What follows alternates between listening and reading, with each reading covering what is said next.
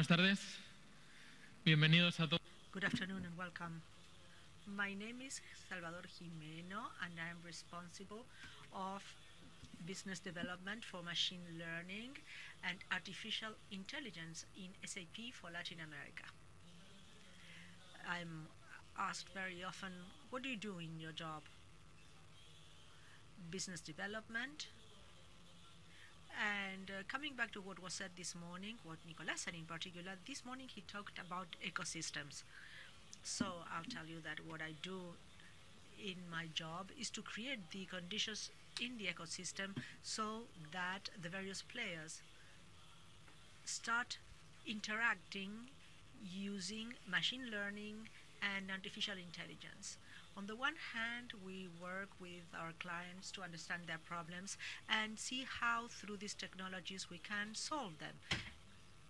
And we also talk to our partners so that they understand how in some way they can get on top of this platform in order to leverage this whole ecosystem, bringing in the different technological capabilities that you have. As an introduction to SAP, I thought it would be interesting to mention its history because I don't know whether all of you are familiar with it or not, and I think that it's interesting to know where we come from and which way we're going. SAP was born in 1972. 5 engineers got together and they were working at IBM at the time on a project to develop software for enterprises. Then the project was discontinued because the management thought that it was not strategic. So these 5 engineers decided to go out there and open their own company because they thought that it was going to be a very important idea in the future. In 1973, they launched the first commercial ERP in the world. It was still a very primary version created in mainframe, as you see. But it was the first step. From then on, other versions were produced. Then the R2 came next, and it had a visual environment, but they didn't launch R3 until 1992, and it was called ERP in real time, and it integrated the modules in real time, while until then the integration was being done at the end of the day. So this was the first system that started on an architecture client server and with real integration. And you know what how the story went. SAP became the first ERP in the world, and it's the basis that support the whole SAP organization, or at least until recently. But then SAP understood that technology was changing and they needed to adapt. They started thinking differently, and in 2012 they launched the first platform with memory called SAP Hana. It was launched after 5 years of research, and the leader was Hasso Plattner, who was one of the 5 founders of SAP. He thought that they needed a way of doing things differently because the databases in their traditional manner had a problem of I/O, and it ended up creating a lot of complexity in the databases, which hindered the process, the software process.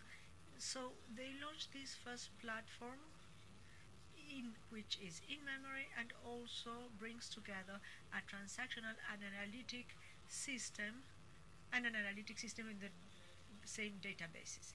This had not been done before, combining the OLPP and the OLAP in one databases. And besides, it's a database that has many differentials, like having geospatial engines, predictive engines, an analytic engine, and it allows us, without needing to move the data, bringing in all these capabilities inside one same application. The next step was cloud. SAP identified that the movement was going towards a new way of doing software and having the infrastructure for this software. From then on, they started a new path, and they decided to be the first cloud company in the world. That was their strategy, and there were several steps in the process.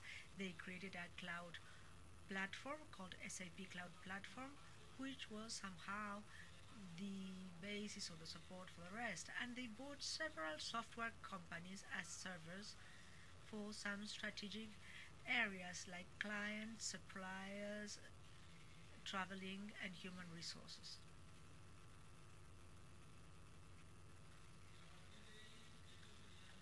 So this would be the results for 2017.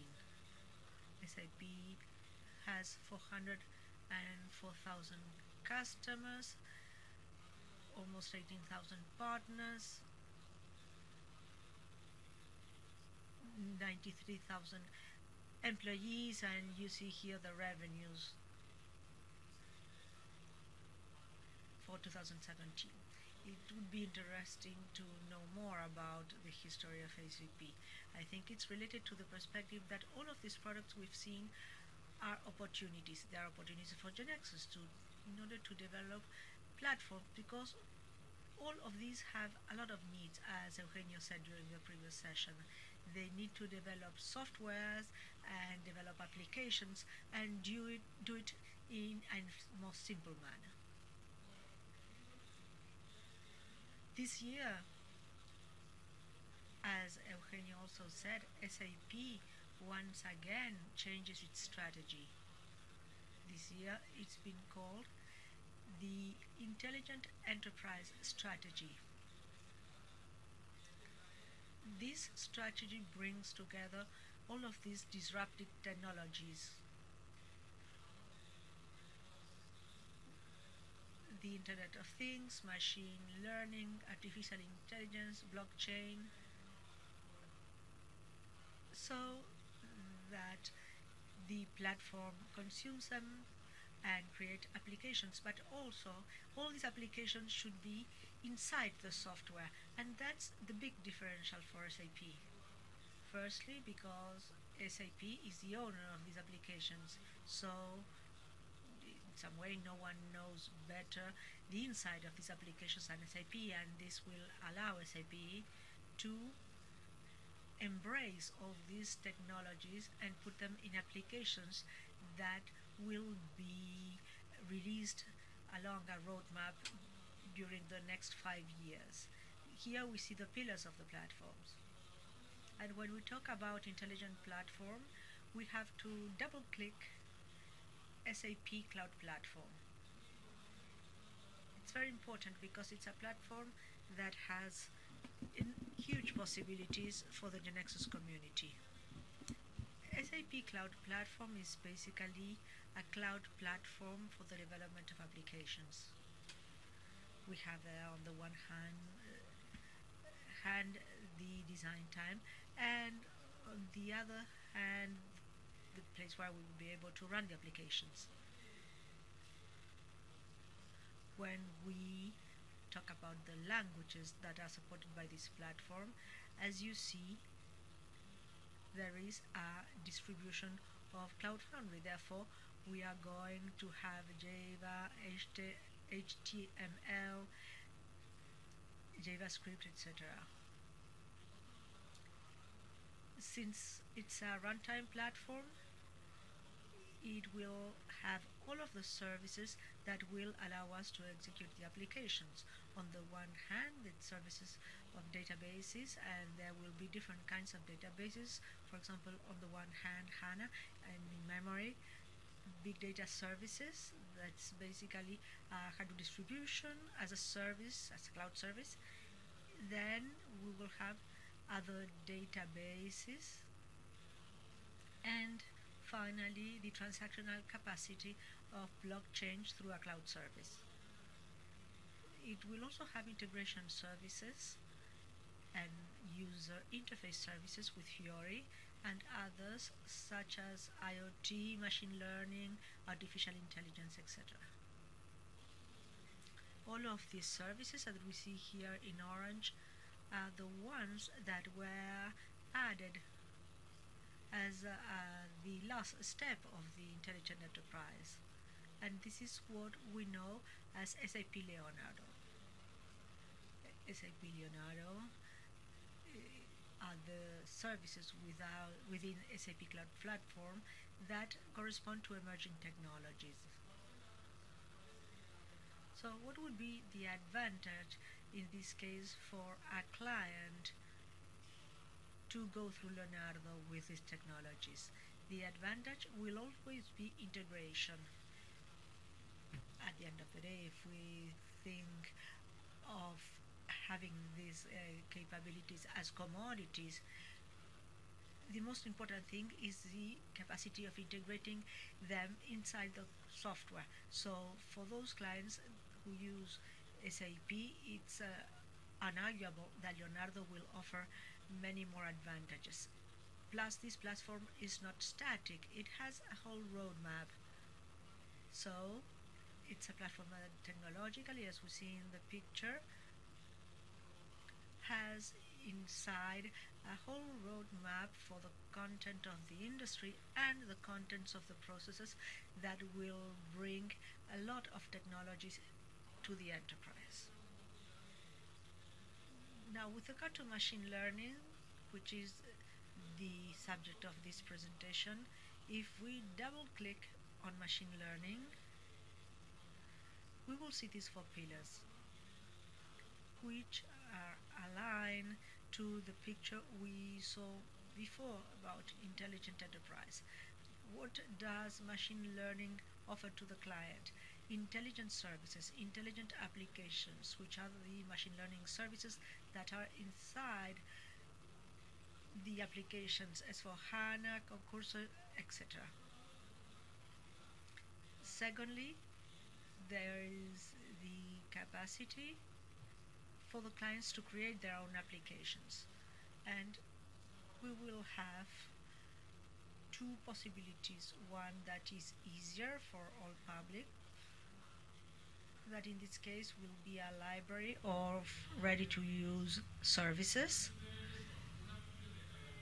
that is to say, a library of machine learning algorithms that are pre-trained and that are consumed through REST API services.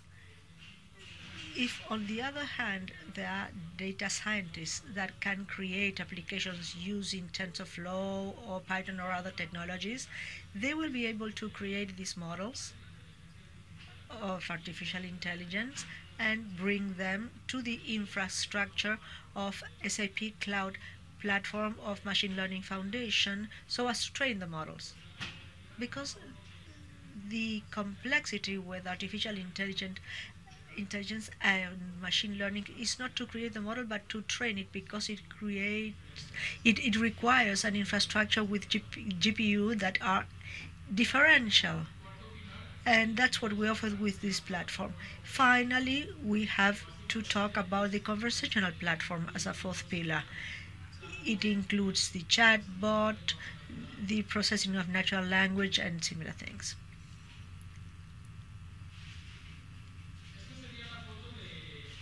This is a picture of the intelligent enterprise when we double click on it.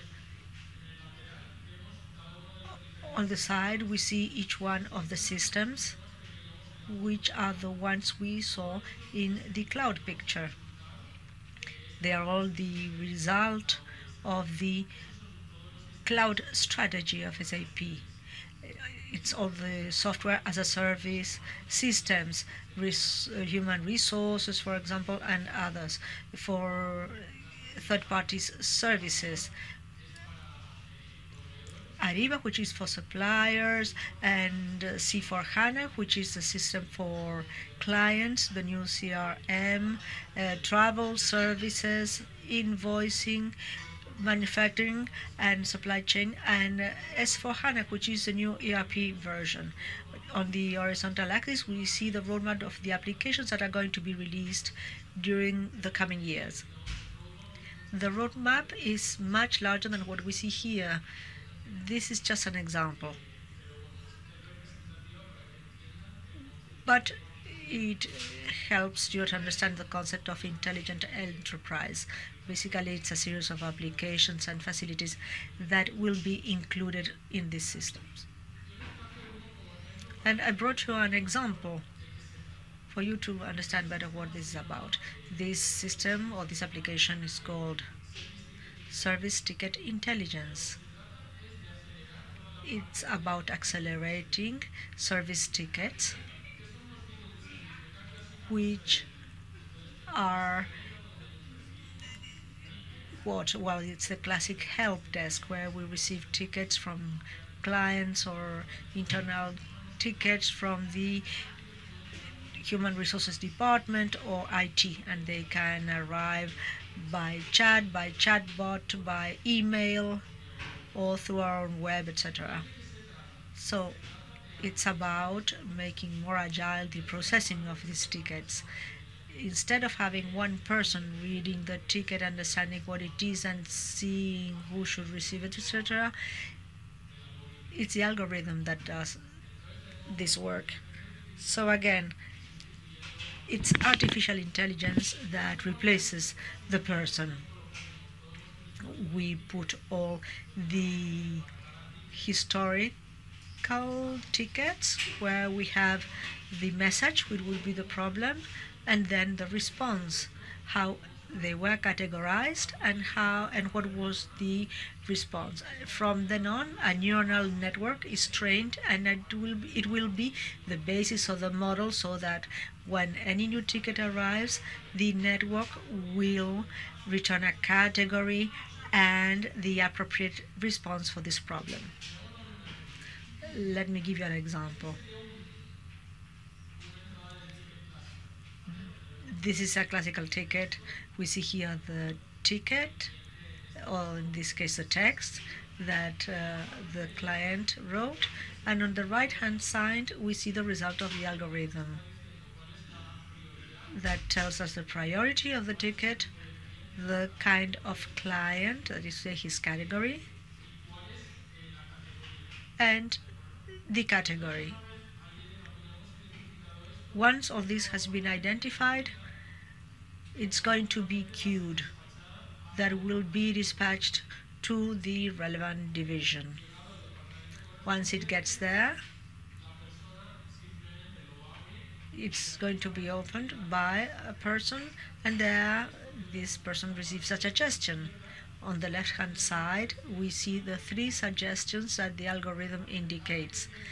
The percentage, 90%, 70%, 40%, is the degree of correlation between the question made initially to the response found in the database.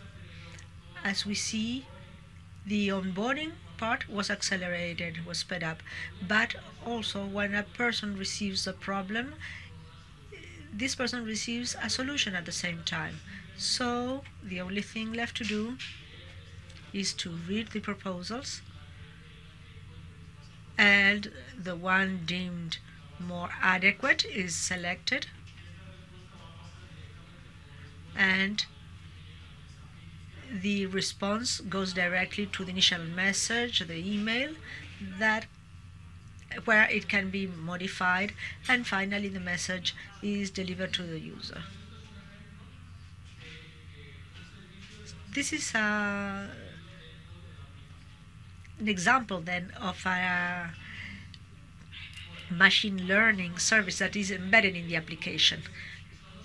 Now let us go to the following block: functional service, the ready-to-use services, where we don't need to be a scientist. Any developer can create an application by consuming the machine learning services, we have different kinds of services to deal with different kind of information: images, videos, texts, and speech. When we talk about machine learning and deep learning models, we're always talking about two dimensions. The first one is what we call the feature extraction, extracting the features from that information, which can be a text or an image. Once we have the features, the next step is classification. It's what we are going to do through what we call supervised learning. Once we have the features and we have classified the inputs, we are going to create a classification model. And there we have different kinds: classification of images, of products, of text, etc. And then we have some which are more specific. For example, extracting the features for facial recognition or for human detection in photos, for objects, etc. These are some examples. It's a summary of the platform called Machine Learning Foundation, where we will have the ready-to-use services, and also we will be able to deploy our own models that we won't be able to run in our computer. We need an infrastructure with GPU. And then the training, where we'll be able to retrain the services that are ready to use. Those can be retrained, and we can also train our own models.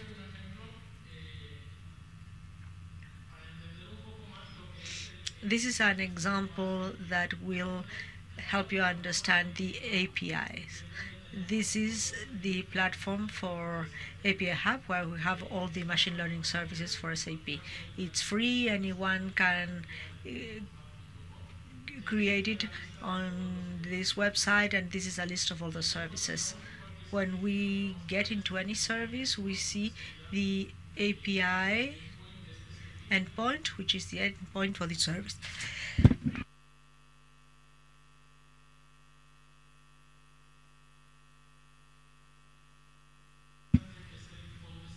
And this is interesting. When we open the code snippet, we can see the code that we have to put in the program for the various programming languages: Java, HTML5, etc. So this is the case of a Java program, where I do the copy-paste of the code, and we already have a program that is capable of translating languages using machine learning.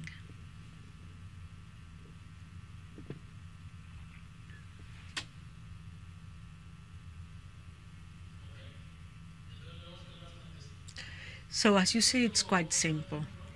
And this is another example. It also uses the face recognition service. And we create here an interface, in this case with Fiori. Any user can establish parameters for the people that have to be recognized, and he can choose the video. As you see, there's a video here which is quite complex because there are many people in the image. But even so, it's possible without any time delay to recognize these people. And we have a percentage of accuracy that appears. Besides recognizing the people, what we have done is that each person that is recognized is recorded in the database, plus the moment in which this person appears and for how long. So afterwards we can be analytical and understand which persons are in which place and also at which moment. So this application is quite interesting, and it can be used in banks, in the health sector, etc. Then the retraining. In order to demystify this aspect, I will show you retraining when we classify images. In that case, we create a label. In this case, we created a new one in this model called SAP. In order to train this label, we put photos that are going to have the SAP logo. So it's as simple as creating a folder, and in the folder we put the photos. Once we have the photos for each folder, the training API is going to extract all of these images and the features and identify the features that each label recognizes. It's creating the job now. There are not many photos, so the execution will be quick in this case. It has been executed now. And the next step will be the deploy, because it's a new model that we have retrained, so we need to deploy it in the infrastructure.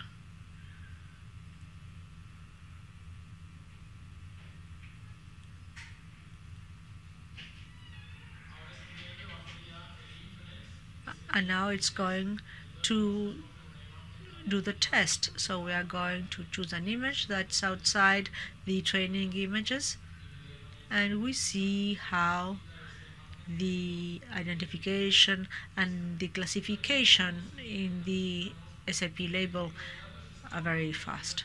So we don't need any data scientist to do this work. Anyone can do it. All these things are being developed at the moment with Genexus. Eugenio's team is doing the interface so that clients can do all this in a very transparent manner.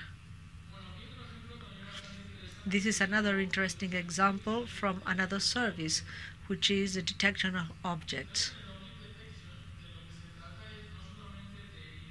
In this case, it's not only about identifying the object, in this case it's a raccoon, but also specifying an area in the image where the object is located.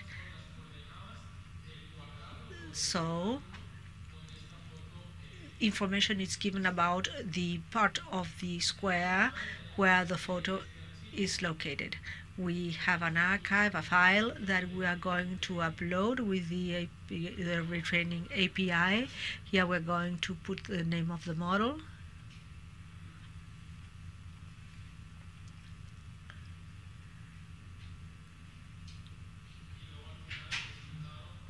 And at the end we have the result with inference. We are going to upload a test photo.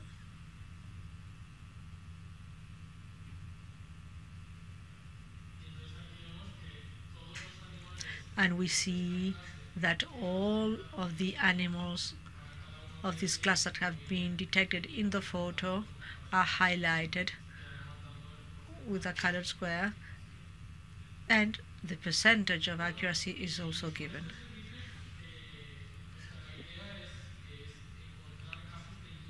Our idea is to find cases in the industry, because with these services we want to solve our clients' problems. We are working in many industries, in retail, the metal industry, the mining industry, and I brought you some examples. For example, Swarovski, the jewels company.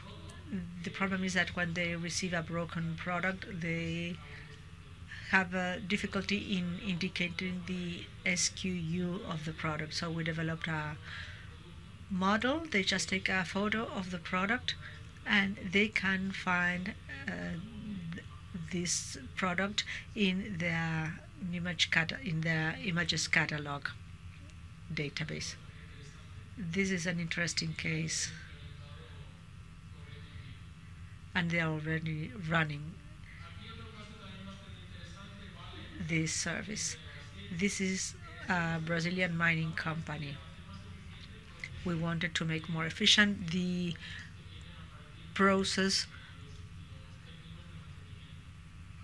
of requests that came from the maintenance technicians that asked for parts to repair a machine, and for them it was also very difficult to recognize the SKU. So we decided to analyze photos so that the algorithm would immediately recognize which was the SKU and automatically would generate the purchase order or request. So we created an interface, which is a dashboard which collects the various information, data, all the information required for the maintenance problem, and then the user can upload the photo, and the algorithm then returns the SKU of this part. And the request is completed so that the application makes the integration with the ERP.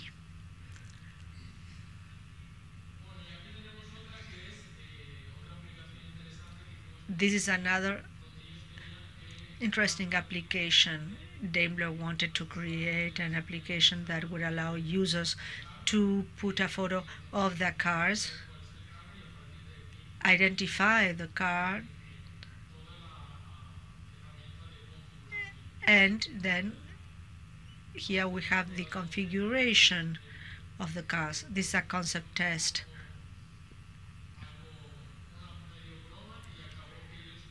And they started as a kind of joke, but now it's become interesting and useful, and they are expanding the service because they have found it very useful. Finally, with regard to the conversational aspect, SAP entered the market by buying a company called Recast.ai,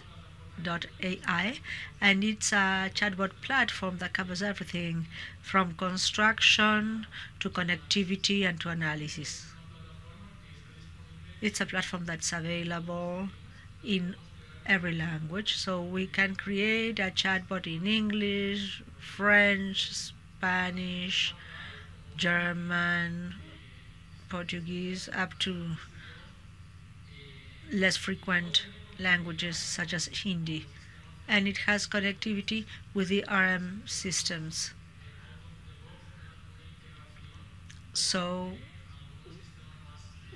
there's integration with other systems like Salesforce and even the SAP system. And this is another interesting opportunity for the GeneXus community due to the three pillars. Firstly, the pillar that would be the creation of the chatbot. These tools offers visual interface in order to create the chatbots, and it's true that very often for the community of developers they may want something harder. So we have here some space to consume all of these APIs and create a different environment for the chatbot. Secondly, integration. SAP at this moment offers 4 integrations with ERM systems, but there are many more that don't have integration yet, like out of the box. Anything can be done, but here too GeneXus could act in order to implement all these connections. And finally, it offers connections to all of the channels, Messenger, Skype, WeChat, etc. But there are still some channels where we don't have or have not created connectivity yet.